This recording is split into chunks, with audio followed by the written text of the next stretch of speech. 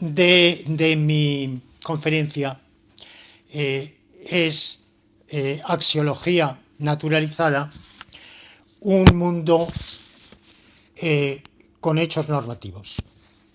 Evidentemente el título está calcado, es un calco de un célebre ensayo de Quine, Epistemology Naturalized, la epistemología naturalizada. Y como punto de partida quiero recordar cuál es el planteamiento de Quine en ese ensayo.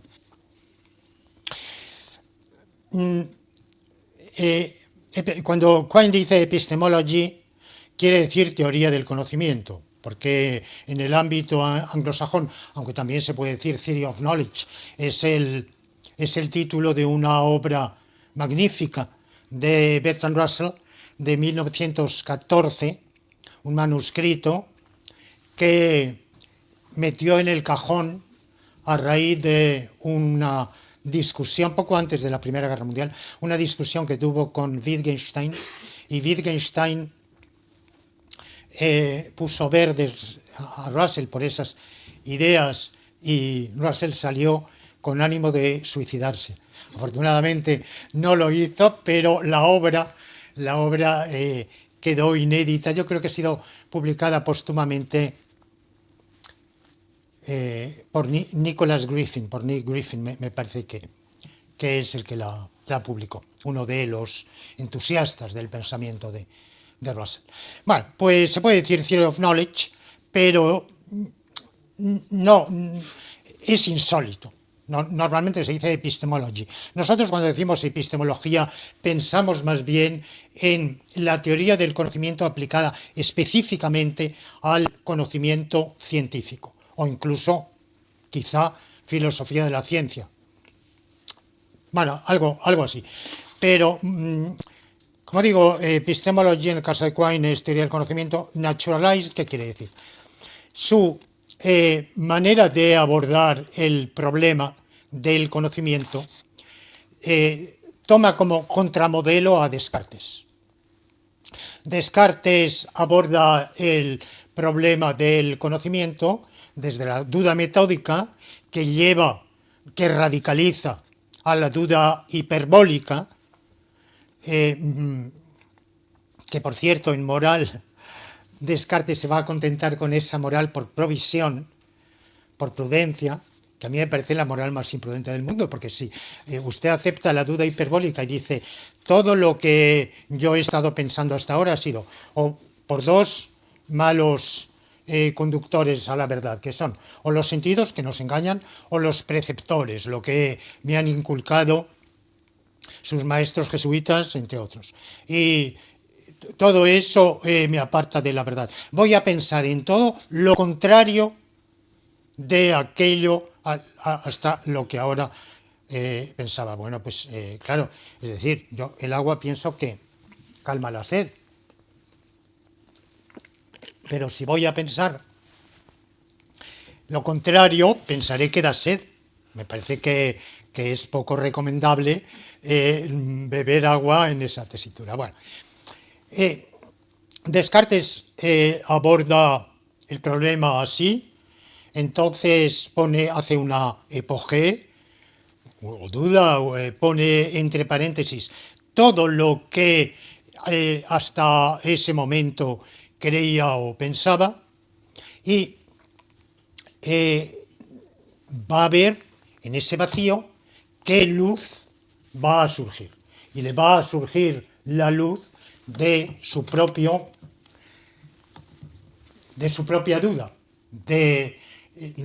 Dudo de todo, pero cuando dudo de todo, algo se me manifiesta y es que dudo. Dudar es pensar es existir.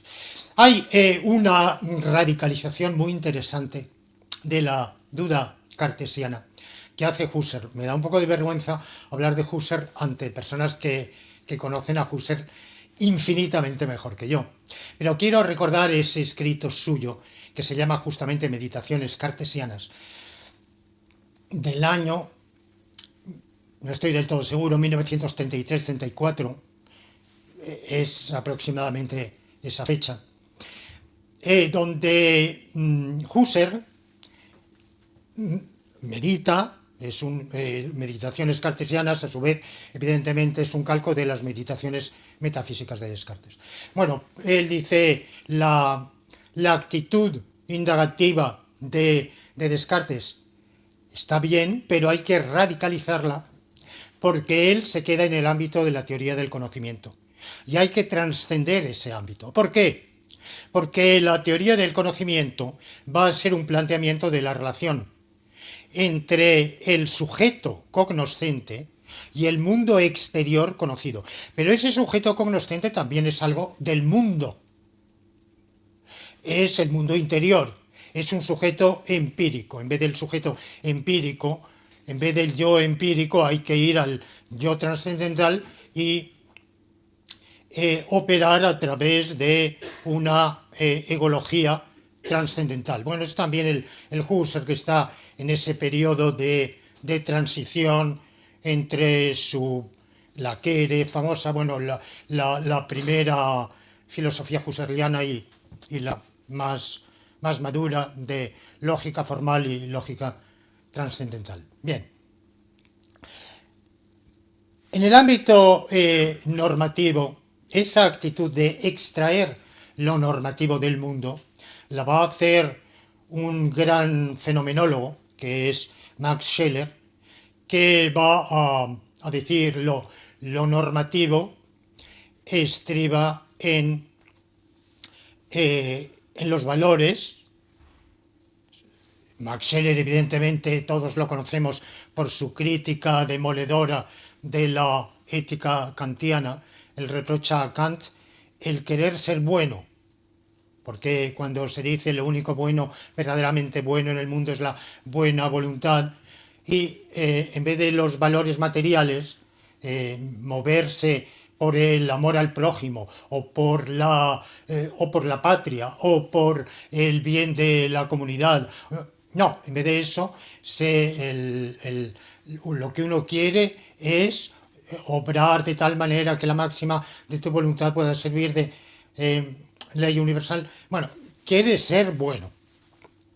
Pero en realidad, pese al antagonismo tan fuerte que hay entre la moral kantiana y la moral schleriana, yo las veo muy, o ética más bien, yo las veo muy cercanas, porque también Kant evidentemente quiere prescindir, diferenciar el yo empírico del yo trascendental y ubicar el ámbito de la razón práctica en un horizonte, en una perspectiva que totalmente diferente de la del mundo empírico, en el cual está el propio sujeto empírico.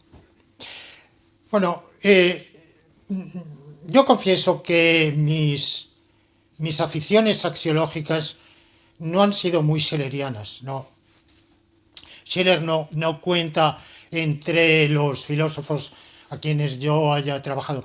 Es más bien Nikolai Hartmann el que me ha inspirado, y Nikolai Hartmann ya no establece, porque en realidad lo asociamos a la fenomenología, pero quien haya leído con atención, aunque solo sea el primer volumen de la ontología de Nikolai Hartmann, sabe que es un gran crítico de la fenomenología, porque Hartmann piensa que no se puede prescindir, ni se debe. El filósofo no debe prescindir de su conocimiento, ni del científico ni del no científico. Debe partir, digamos que aplica un lema de Aristóteles, partir de lo conocido para llegar a lo desconocido. Pero bueno, aunque sea disidente, no deja de Nikolai Hartmann de estar un poco en la órbita, se lo suele asociar al ámbito de la fenomenología, y evidentemente estaba en diálogo, en constante interrelación intelectual con ese ámbito. Pero Nikolai Hartmann ubica los valores en la esfera ideal. Es sabido que en su ontología tenemos la esfera real, el mundo real, que es espacial y temporal, el mundo ideal, y en ese mundo ideal están los entes de la matemática, están los universales, pero están también los valores. Vale, ¿y cómo conocemos estos valores? Que claro, ¿cómo salía Descartes de esa tiniebla en la que deliberadamente se había metido con la duda metódica y peor la hiperbólica? Bueno, salía con esa supuesta intuición del yo. Ustedes saben que Ortega dijo que hacía un entimema cogito ergo sum, pero eso es porque presupone, como todo entimema, una premisa mayor. Lo que piensa existe. Otros han dicho no, eso no es así, no hay tal entimema, es una intuición que se capta. Bueno, me he referido a Husserl y por supuesto lo que quiere hacer Husserl es llegar a la intuición, todo ese ámbito de la intuición fenomenológica que ya viene de la primera filosofía husserliana, la de las investigaciones lógicas, pero que luego se desarrolla la intuición eidética, precategorial, todo eso, y prejudicativa. Bueno. Y Scheler también, Scheler tiene una intuición, o dice tener, y nos invita a tener una intuición emocional de los valores. Pero mi problema es que yo no tengo esa intuición. O sea, yo no intuyo nada. Vamos a ver. Ustedes recuerdan la carta sobre los ciegos, Lettre sur les aveugles, à l'usage de ceux qui voient, la carta sobre los ciegos para el uso de los que ven, de Denis Diderot, que fue el escrito que lo llevó a estar encerrado en el castillo de Vincennes durante varios meses, hasta que firmó, reconoció que lo había escrito, que jamás en su vida, nunca más volvería a escribir nada de contenido similar, ni parecido, ni... Bueno,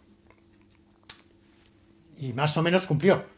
Toda su obra más ideológicamente subversiva, pues es póstuma, que es la mejor, claro. Y en esa carta empieza con un diálogo que le dicen al ciego: la maravilla del mundo nos hace ver la providencia divina. Bueno, cito de memoria, mis palabras pueden, pero en fin, creo que refleja un poco la idea. Él dice, pero es que yo no la veo. Dice usted que las maravillas del mundo, la belleza de la creación nos hace ver. Es que yo no veo. Entonces, como yo no veo, mis sentidos son otros. Pues puedo tocar. Entonces, hágamelo tocar. Y, bueno, evidentemente eso es una argucia estilística de Diderot para llegar a sus conclusiones materialistas. Pero a mí ahora no me interesa la obra de Diderot más que en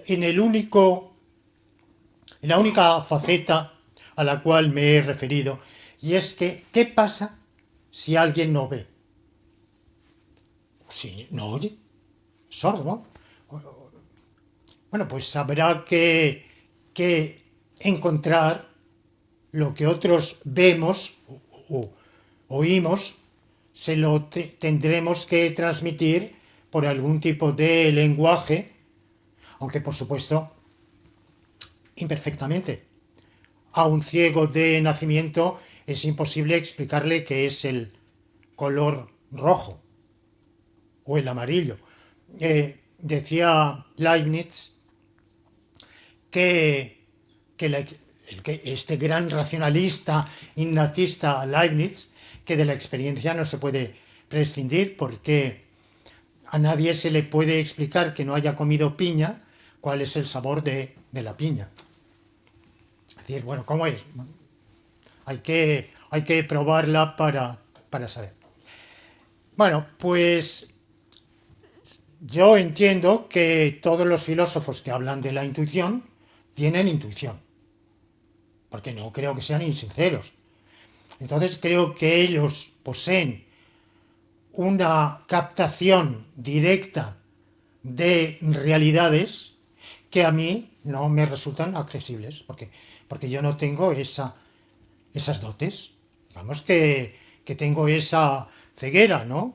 Y como se ha hablado de la ceguera para el valor, bueno, yo creo tener una idea de qué es valioso y no lo es, equivocada, buena, mala, pero no por intuición. Entonces, como no creo en esa intuición, pues tengo que llegar a los valores y a la normatividad conectada con los valores por otra vía. Y por eso busco la axiología naturalizada y trato de hallar los valores en el mundo. Pero me avisa mi maestro Hartmann, digo mi maestro Hartmann porque, aunque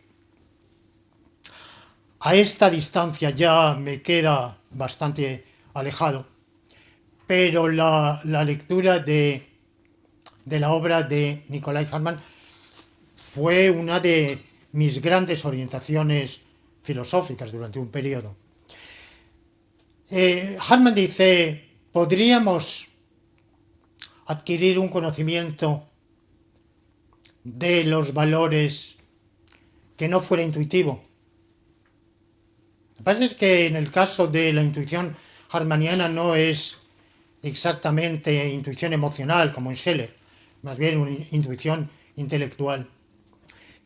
Por ejemplo, no podemos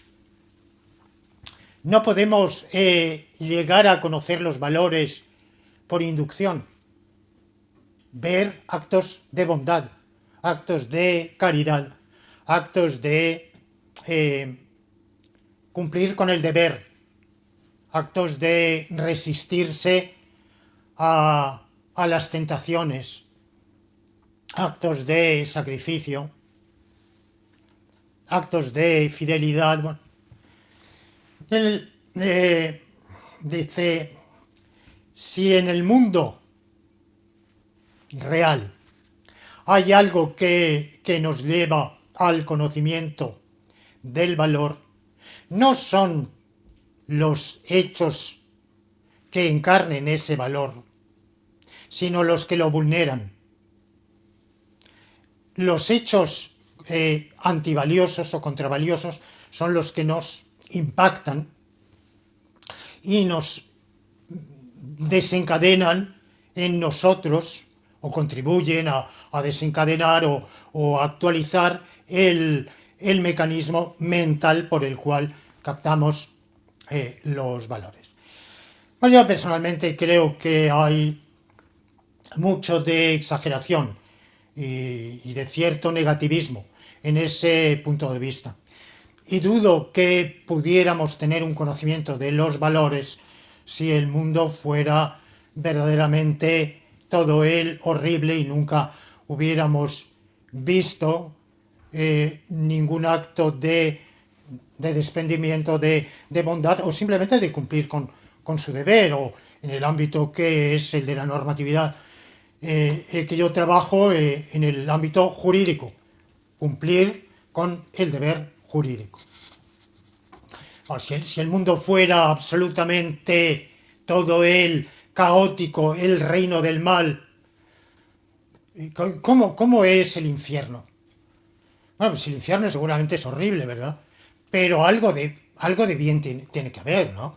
Porque si todos los diablos están constantemente haciendo todo el daño posible a cualquier otro diablo y no hay entre ellos ni siquiera un mínimo de un reglamento, una manera de organización, una cierta disciplina. Bueno, yo creo que hasta en el pueblo de demonios de que hablaba Kant, ¿no? Bueno, pues tendría que haber algo de normatividad y algún valor positivo tendría que haber incluso en ese ámbito.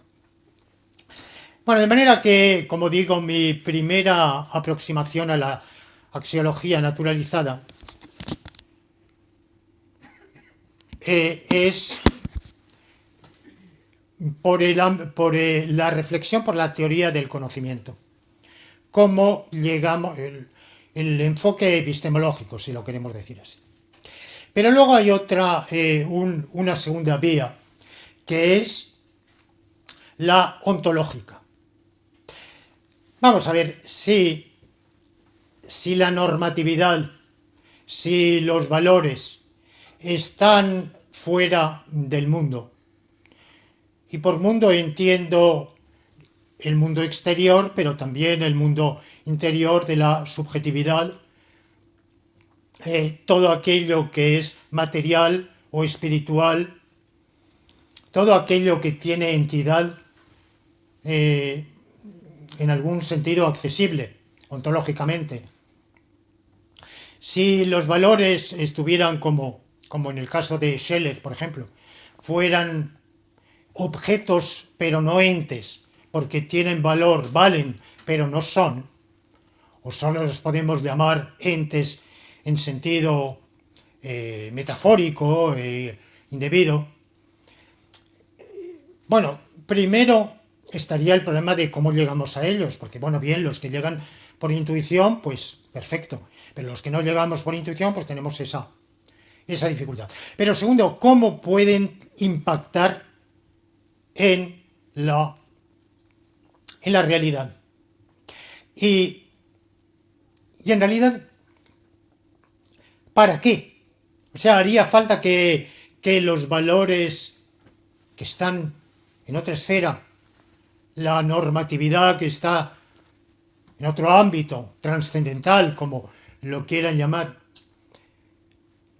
hace falta, el mundo los necesita, los valores. Vamos a ver, ¿de dónde, si se conectan los valores con el mundo? Porque si no, bueno, pero si no huelga hablar de ello, ¿verdad? Pero si se conectan, ¿quién toma la iniciativa?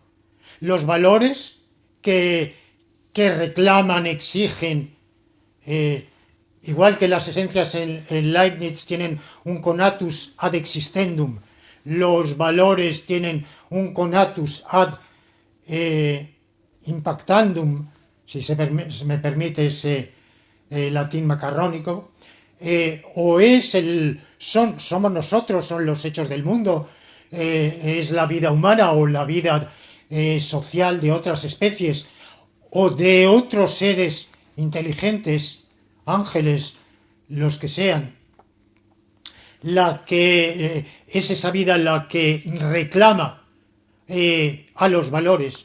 ¿De dónde, cómo se establece la relación del uno con el otro y de dónde parte esa iniciativa?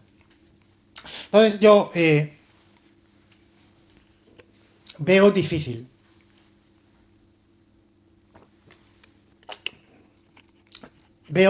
que se establezca un empalme, un entronque entre una esfera y la otra, o un ámbito trascendental y el ámbito inmanente, y por tanto busco. Alguien puede decir, bueno, pues que quizá la normatividad no existe.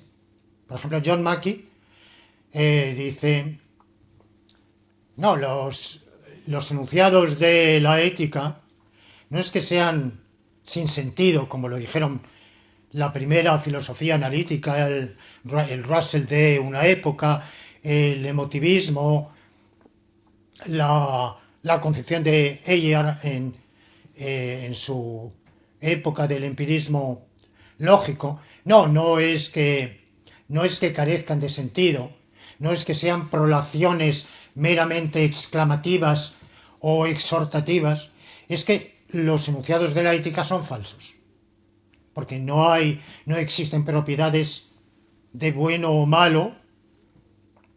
Cuando Moore plantea, que se lo ha entendido mal, pero cuando plantea esa famosa reducción que él dirige contra el utilitarismo, pero que es aplicable a cualquier ética material, que diga el bien consiste en la máxima felicidad del máximo número, por ejemplo, Bentham. O consiste en la realización de las... en actuar de conformidad con reglas cuya vigencia, el utilitarismo de reglas, ¿vale? que sería más mi punto de vista, actuar de conformidad con reglas que se establecen con vistas, por ejemplo, al bien común.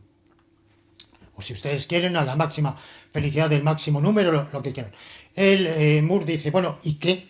O sea, esa conducta conduce a eso. ¿Y qué? ¿Y qué?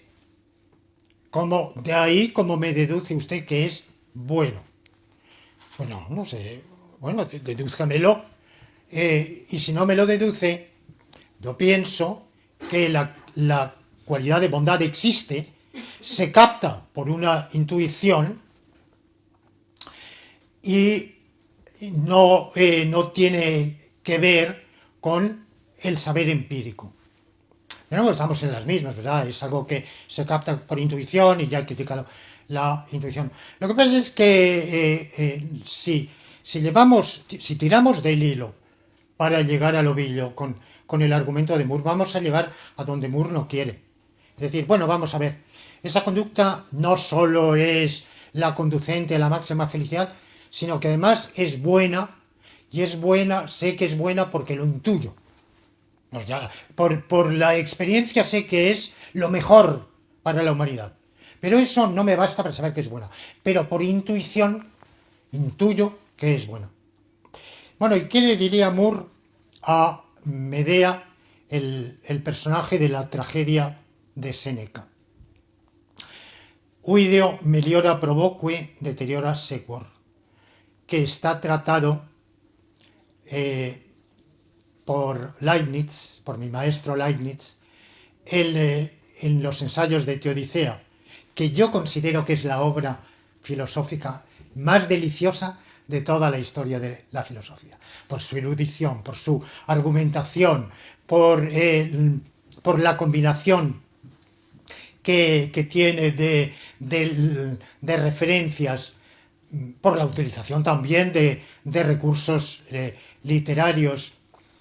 Y ese es un problema que se plantea, c'est une colle, como se dice en francés, es una dificultad que se pone Leibniz a sí mismo, porque Leibniz es un determinista, piensa que la mente, el individuo escoge siempre lo que se le parece lo mejor, y como así Medea en la tragedia de Séneca dice, veo lo mejor y lo apruebo, pero opto por lo peor.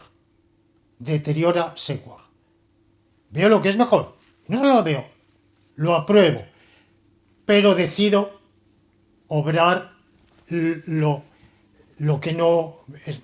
Bueno, pues a Moore le podemos decir esto. Bueno, sí, eso es bueno, ¿y qué? ¿Por qué tengo que hacer lo bueno? ¿Por qué obrar el bien y no el mal? Vamos, un nietzscheano podría decir, ¿por qué no operar la transmutación o inversión de valores? En realidad, aquí tenemos un problema, una paradoja, que en realidad yo pienso, yo hasta donde yo sé, ninguna teoría ética que yo conozca ha logrado resolver, que es la respuesta a la pregunta ¿por qué ser moral? Hace unos años una revista filosófica anglosajona convocó un concurso con ese tema, Why to be moral? ¿Por qué ser moral, no? Y el problema está ahí en que quizá nos enredamos en una regresión infinita. Ustedes recuerdan de Lewis Carroll lo que la tortuga le le dijo a Aquiles era para justificar la regla de modus ponens. Sin la regla de modus ponens sabemos que es cierto que si A, B, y es cierto A. Y alguien puede decir, sí, pero yo no acepto B. Pero vamos a ver, ¿cómo no acepta B? Si A, entonces B y A, entonces B. Lo acepto. Pero si A, entonces B y A, de ahí se sigue B, entonces si A, entonces B y A, concluya usted B. Sigo sin aceptarlo. Entonces vamos regresando, pero nunca llegamos a sacar B. Bueno, pues a partir de la normatividad, quizá podemos, si es que admitimos el tipo de argumentación de Moore, pues podemos enredarnos en esa regresión infinita, de que tampoco me bastará saber que es bueno. O quizá, ¿por qué no directamente es un motivo suficiente?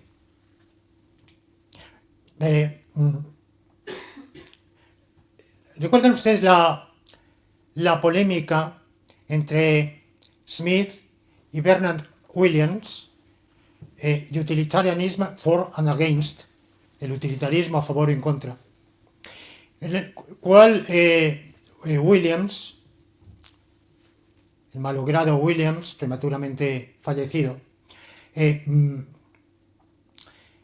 plantea que también el utilitarismo, que quiere ser una ética material, pero de algún modo no lo es, porque somete el actuar de un modo a un cálculo de que esa es la mejor acción habida cuenta de todo, o por lo menos la acción que se ajusta a unas reglas que son las óptimas habida cuenta de todo, o algo así.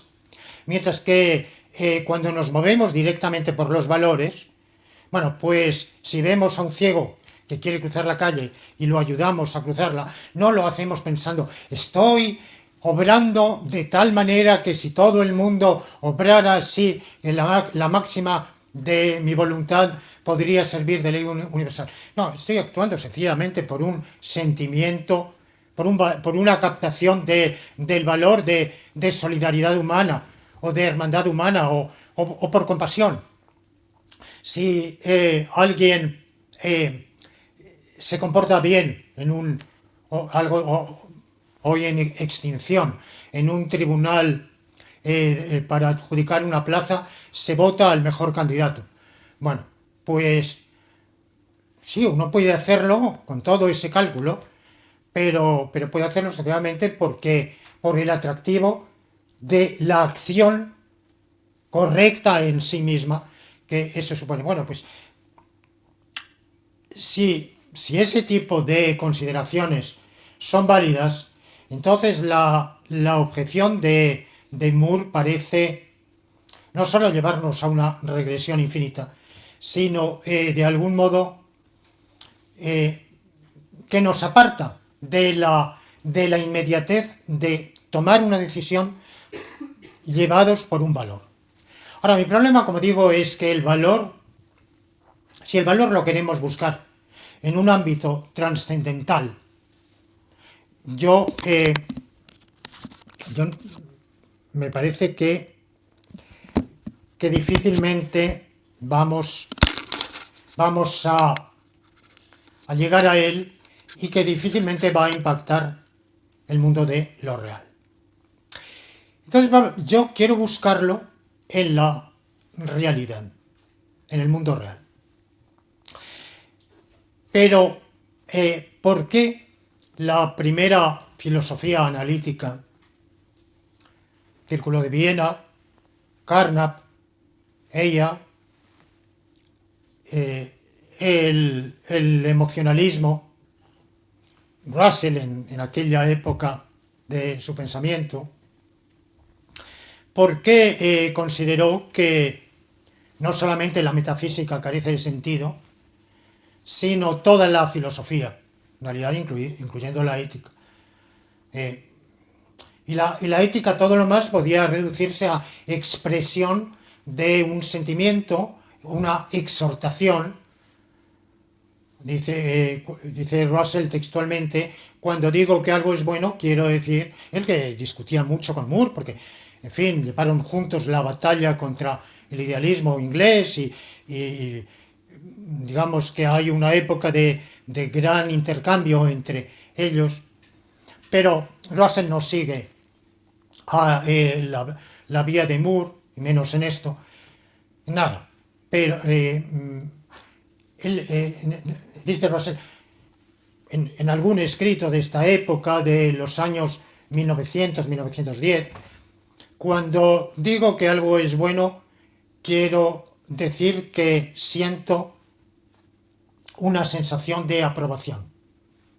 Es una confesión de un estado emocional mío. Bueno, hay otras, porque esto también se dice, bueno, entonces es cognoscitivo, porque ahí está usted haciendo introspección, y bueno, en la ética analítica sobre esto se han escrito ríos de tinta, hay entre todos ustedes muchos que conocen infinitamente mejor que yo los problemas de las discusiones éticas, porque como ya he avisado, yo, salvo como diletante, nunca he trabajado verdaderamente en ética, y si la traigo aquí a colación es solo por el aspecto genérico de la normatividad, en lo que también a mí me afecta de la normatividad jurídica. Bueno, pero ¿por qué esa oposición a que hubiera cualidades normativas o axiológicas?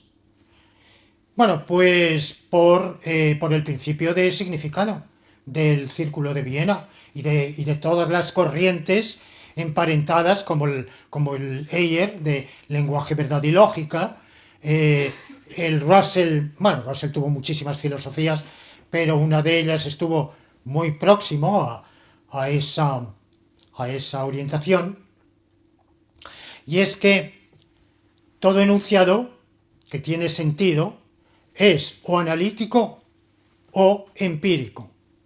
Si es analítico, no nos dice nada sobre el mundo. Y si es empírico, entonces tiene que ser un enunciado observable. Y por tanto, las únicas cualidades que pueden aparecer en él son cualidades observacionales, es decir, que un observador, ante la presentación de un acaecimiento, de un suceso, o de un objeto, pueda decir, ¿tiene esa cualidad o no la tiene? Pero lo normativo no es así. No nos basta ver, bueno, ustedes dirán, si ayuda a pasar el ciego, está claro, lo veo que está haciendo esa persona una buena acción, sí, pero en la inmensa mayoría de los casos no es observacional. Votar por el mejor candidato no es observacional, porque justamente hay que hacer toda una cantidad de razonamientos de todo tipo muy grandes para llegar a eso. De manera que esas cualidades no son observacionales. El propio Quine nos va a ayudar a encontrar una solución cuando en su obra Dos dogmas del empirismo dice: el error del empirismo lógico y corrientes afines es creer, porque bueno, esas corrientes afines luego han sido muy ramificadas, está la versión popperiana de la falsación, bueno, yo no voy a entrar en nada de todo eso, evidentemente. Creo que ya estoy abusando de su paciencia y enseguida voy a terminar. Los enunciados de una teoría no comparecen aislados ante el tribunal de la experiencia, sino formando una totalidad. Esta es una formulación un poco exagerada que el propio Quine matizó posteriormente. No es que cuando dice en el año, me parece 51, formula los dos dogmas del empirismo, mantuviera un holismo tan estricto como puede dar la impresión la formulación que acabo de enunciar, pero sí es verdad que en esa obra no hay matización, pero no hay tanta matización como en obras posteriores, en que dice, bueno, la teoría comparece como un todo, pero esa teoría tiene un núcleo y una periferia y zonas concéntricas. Entonces, normalmente, ante una experiencia recalcitrante, es la periferia la que se modifica. Pero por supuesto la lógica se puede modificar, porque todo ese problema venía a propósito de que ya en los años 30 algunos lógicos franceses, Cédric y Destouches, habían elaborado lógicas, lo que se llamaron las lógicas cuánticas, porque la mecánica cuántica plantea y sigue planteando unos desafíos muy grandes a la lógica clásica. Entonces, no faltaron lógicos que ni cortos ni perezosos dijeron, aquí tiene usted una lógica que se adecua a su ciencia. Y los físicos dijeron, muy interesante, muchas gracias. Eh, nosotros no, no vamos a trabajar. Y ahí quedó, ¿verdad? O sea, esas lógicas están olvidadas. Yo confieso que incluso en tantísimas cosas de lógica, me enteré de ellas por una obrita de Susan Hack, Deviant Logic, era su tesis doctoral, y bueno, ella recopiló una serie de lógicas, de curiosidades, y entre ellas figuraba esta, ¿verdad? Bueno, pues, ¿cuál se plantea ese problema? ¿Podemos cambiar de lógica? Pues sí, podemos cambiar de lógica, si hace falta. Pero evidentemente, luego, lo que pasa es que, como todos nos hacemos conservadores con los años, pues Quine también.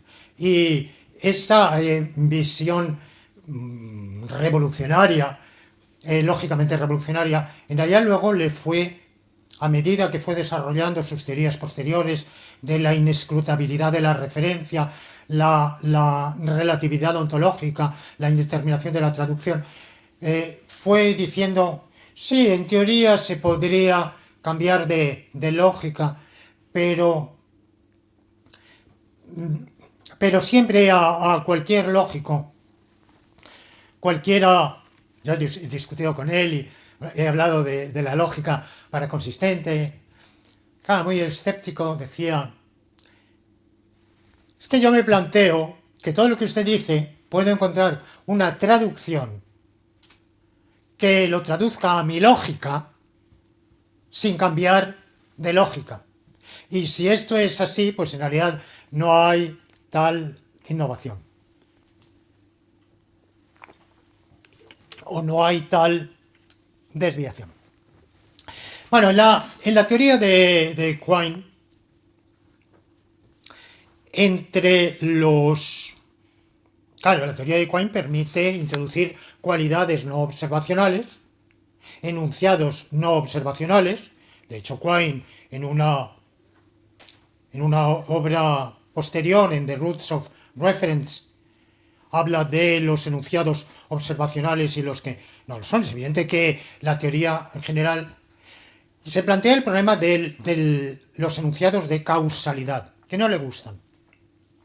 No le gustan porque él piensa que son contextuales. Porque nadie dice, ¿por qué se ha producido el incendio?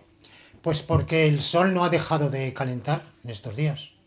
Sin embargo, si el sol hubiera dejado de calentar, no habría habido incendio. Sin embargo, bueno, es que eso lo damos, es el contexto, es el trasfondo y sí, bueno.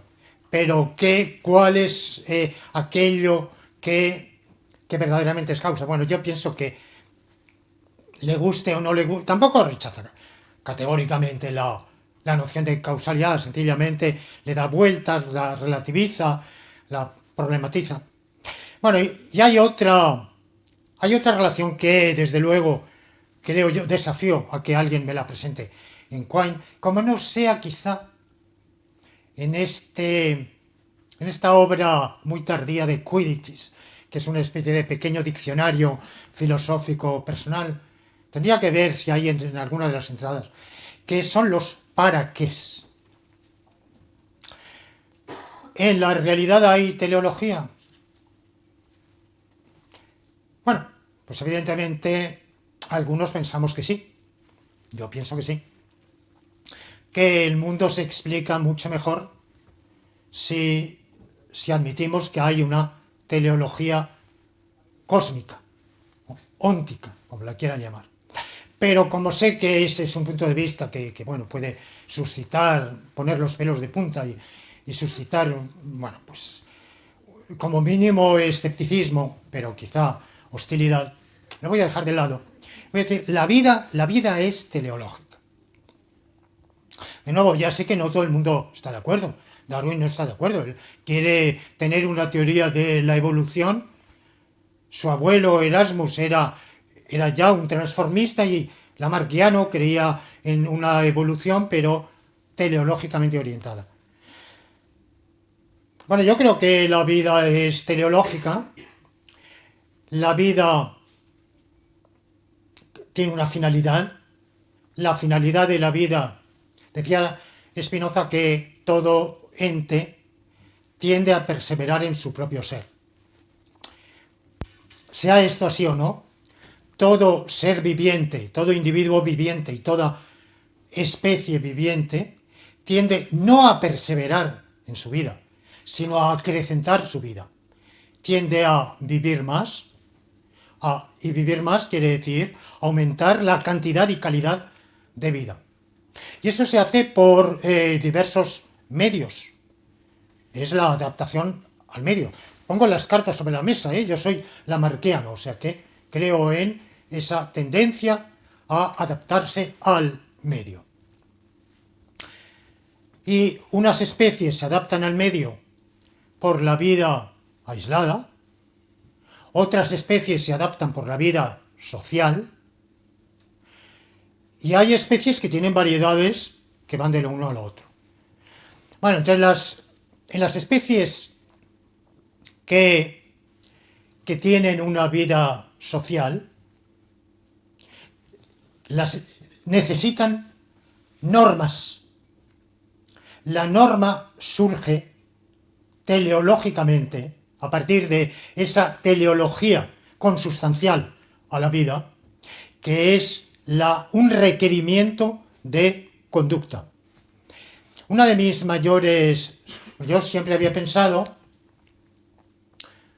que las sociedades de animales superiores, entendiendo por superiores los mamíferos más o menos parecidos o afines o relativamente de cerca emparentados con nosotros, pero también sociedades aviares, porque también las hay de aves, bueno, pues tienen individuos, están formadas por individuos que tienen unas tendencias individuales muy marcadas, tenemos, que son, si queremos, una percepción, un conocimiento, un reflejo del mundo diferente y una apetición diferente, si ustedes quieren, como yo lo pienso, lo argumenté hace muchos años en aquel artículo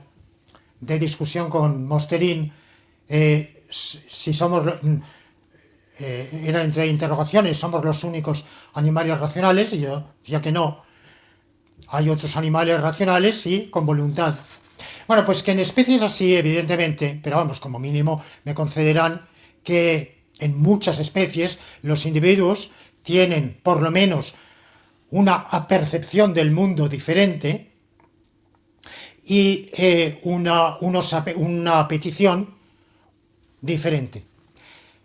Pero que, por ejemplo, las sociedades de insectos se rigen por el puro instinto. Mi gran sorpresa ha sido descubrir por las obras de mirmecología que no es así. Por supuesto, en gran medida es verdad, pero no totalmente.